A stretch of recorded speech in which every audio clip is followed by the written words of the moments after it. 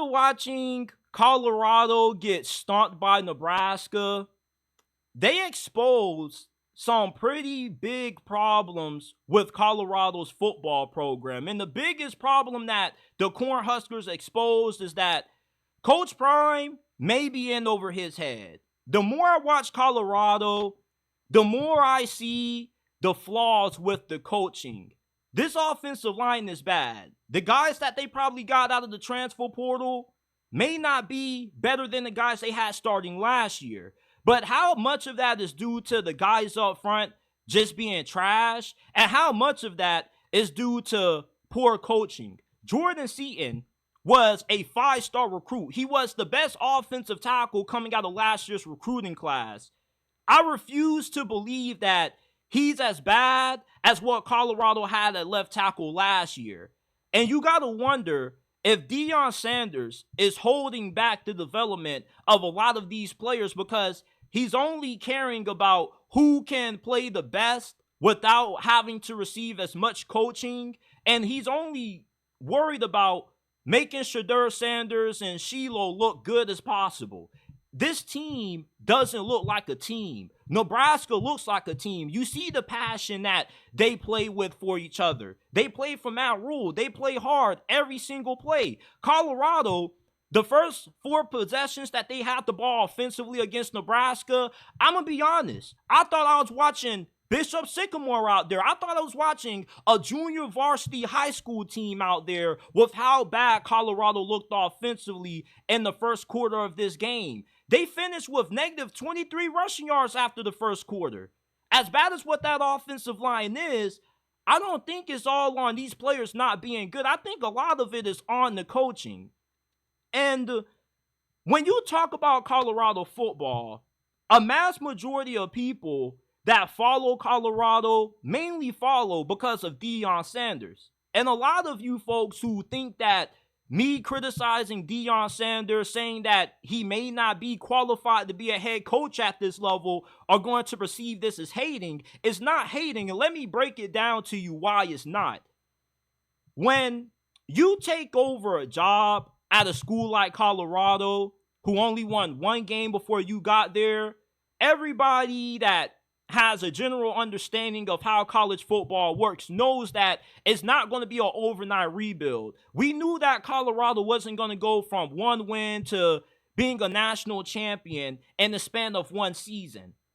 But at the same time, though, there were certain games and certain situations where you watch Colorado play where they got questionable clock management, the scheme doesn't look that good, and they refuse to make changes when they continue to get outclassed up front.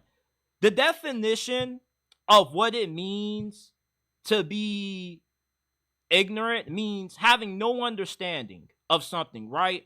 But the definition of insanity is to do the same thing and get the same results without making any changes.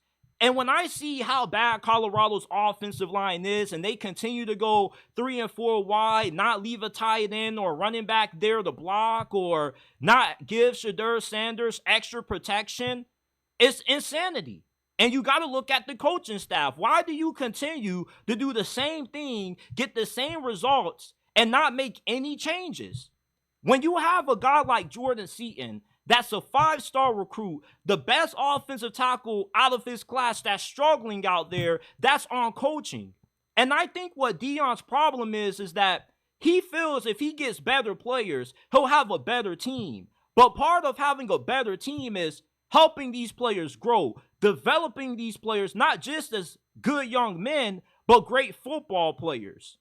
And too many people that just follow Colorado because they love Deion Sanders, they don't have an understanding of what a good, well-coached football team looks like.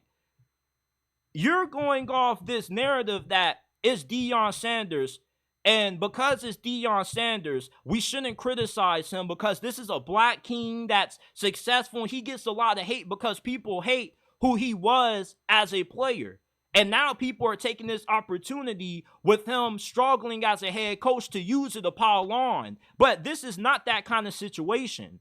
You know, you got to watch Colorado play and understand that part of having a good team is that you got to be well coached. You see, for my viewers out there that are casuals, and I'm not saying that in the meaning way, but if you're a casual football fan and you're somebody that only watches Colorado because you want to support Deion, the importance of a good head coach is the equivalent to being a good chess player. The better the chess player, the better they are at moving their pawns to better win the game. If you got a good head coach, he can take his players and put them in positions that maximizes their abilities and helps them reach their full potential because he puts them in the scheme or runs plays that maximizes their talents.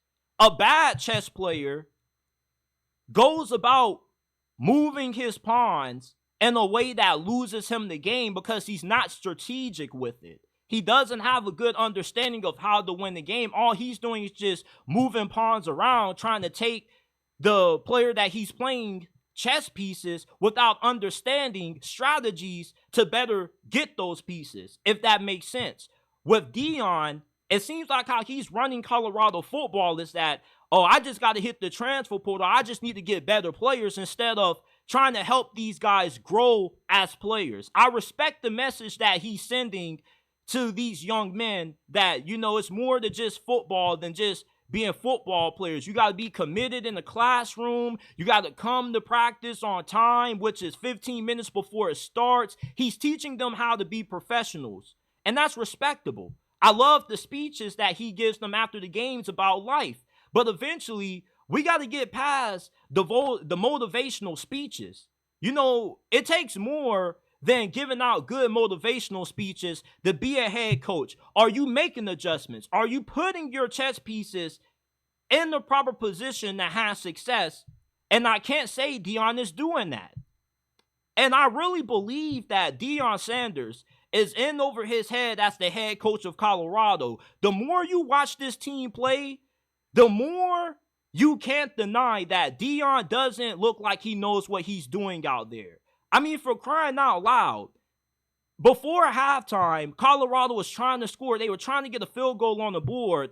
He had 20-something seconds left on the clock. Why would you wait until you get the 11 seconds to call a timeout? Why not just call a timeout as soon as the play is over?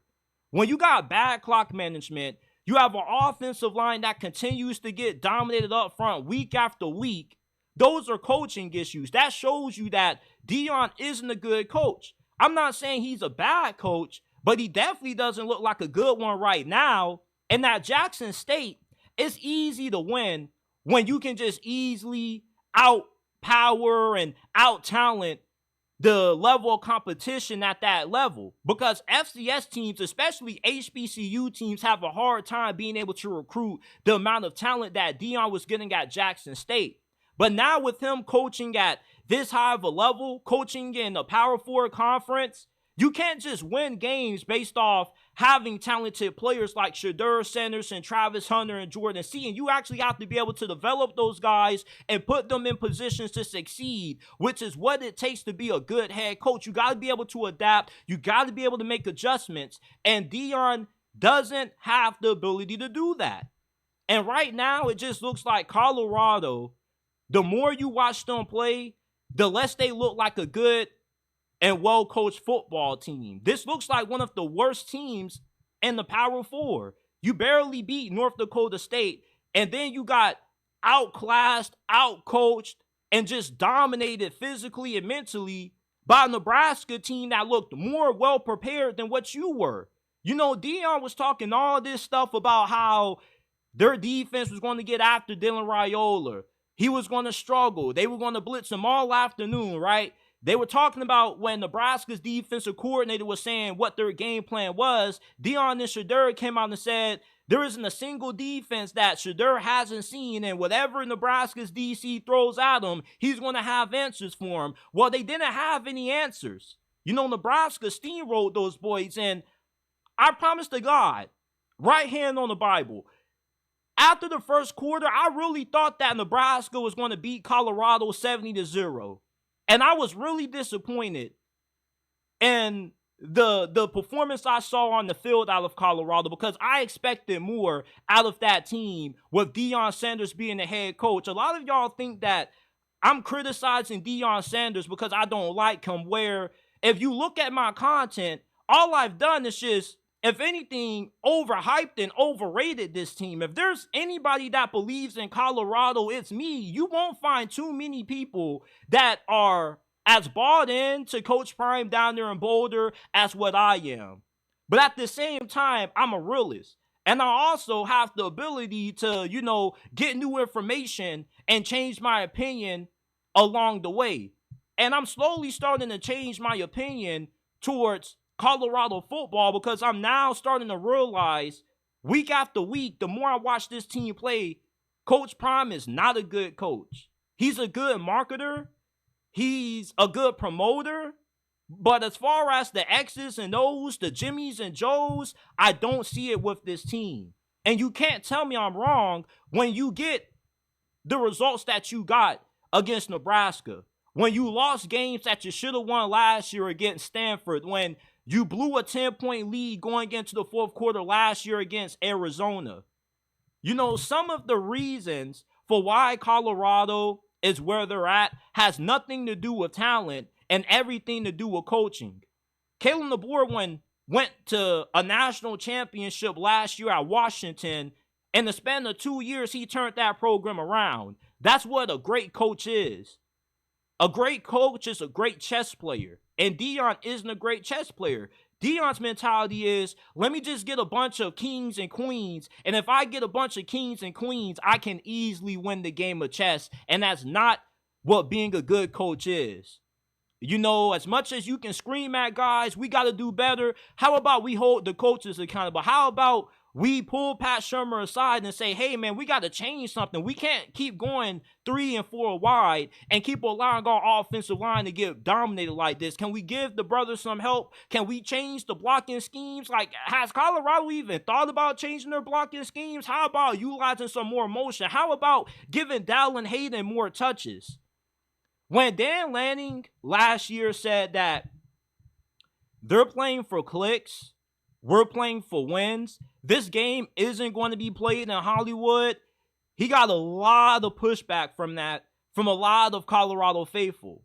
But as a fan of this program who really wants Deion to succeed, I really believe there was a lot of truth in what Dan Lanning said in that pregame speech. I was really disappointed in what I saw out of Colorado against Nebraska, to the point where I really believe Deion Sanders owes Colorado fans, his players, and everybody else an apology for how bad they looked against Nebraska. Because there are people that are really invested into Colorado football that really believe in Deion Sanders, and he's letting a lot of people down with how inept the coaching looks. And it's tough to say that, but I was watching that game really embarrassed. And I was looking at myself like, damn, I had so many good things to say about this team just for them to come out and look like this. You got people coming at me saying, you don't know nothing about football, when I'm more accurate than the majority of people on this platform. But Colorado makes the people that support this program and go to war defending Deion from guys like Paul Feinbaum look stupid. And it's kind of like spitting in their face when you play the way that you do against Nebraska, because I didn't see a well-coached football team. I was really disappointed. And that's why I go at Deion so hard, because, he talks a great game, but you got to be able to back it up. And right now he's not walking the walk, as they say. He's talking that talk, but he's not backing it up. And I was just really disappointed. And I was a little bit sad with how things went against Nebraska. I really was expecting a more competitive game. They didn't have to win, but at least go out there and show some fight. You feel me? Make some adjustments. And I just didn't see that. I just see a coach who cares about making sure that his quarterback is the star, making sure that he takes care of his favorites. And it doesn't seem like he's trying everything he can to develop a team. You just have a bunch of individuals, and that's what happens when you build a team through the transfer portal. Look how bad FSU looks right now. When I was talking to some of those players on the phone during spring break, I heard individuals. I didn't hear a team. Like I didn't hear a team that was devastated off being left out of the playoffs. I heard a team that was excited that they got to go down to Miami and have fun. They didn't really care about how bad they lost the game. That's what happens when you get people from the portal. You don't build a team that way. You build a team by recruiting guys, having guys put blood, sweat, and tears for multiple years into your program. I'm just, really disappointed with how things are turning out with the Deion Sanders experiment at Colorado. I expect more. This team doesn't look well coached. They don't look prepared in a lot of games that they play. It's just we got Travis Hunter, Shedeur Sanders, and some good wide receivers. They're going to bail us out. And just with some of the coaches that Deion has been coached by, some of the greats, you would think that he's been around enough good coaches to know what it takes to be a good coach at that level. And right now, it looks like he's just not qualified to be a head coach in college football. If anything, he was better off staying at Jackson State, learning and growing as a head coach before he took a job of this high profile, of this magnitude.